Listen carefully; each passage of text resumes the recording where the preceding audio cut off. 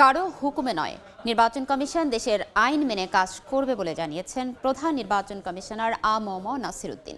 ঈদের আনন্দের মতো উৎসব মুখর নির্বাচন আয়োজন করা কমিশনের লক্ষ্য বলেও জানান তিনি। দুপুরে কক্সবাজারের কুতুবদিয়ায় master Taleb Ullah model school and college ও হাফেজ জালাল উদ্দিন আদর্শ হেফজখানার বার্ষিক ক্রীড়া ও সাংস্কৃতিক অনুষ্ঠানে তিনি একথা বলেন। পথে বাধা দিবেন যাতে বোর্ড সেন্টারে না যেতে পারে, এই সমস্ত চলবে না। এবার এই সমস্ত চলবে না, দ্যাট গ্যারান্টি আমি আপনাদেরকে দিচ্ছি।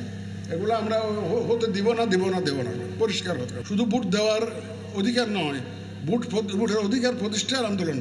আপনি নিজের জমিটা যেমন পাহারা দেন, নিজের ভোটটাও পাহারা দিবেন। পুলিশ বাহিনী, সেনাবাহিনী থেকে আরম্ভ করে যারা যারা থাকবে, এরা কারো দিকে তাকাবে না, কারো দিকে তাদের সবার প্রতি ইনস্ট্রাকশন থাকবে একটা সুন্দর যাতে নির্বাচন হয়। ঈদের আনন্দের মতো একটা ভোট উৎসব করতে চাই, যেদিন মানুষ যাতে ঈদের আনন্দ যেরকম হয় সেইভাবে যাতে ভোটটাকে উদযাপন করতে পারে।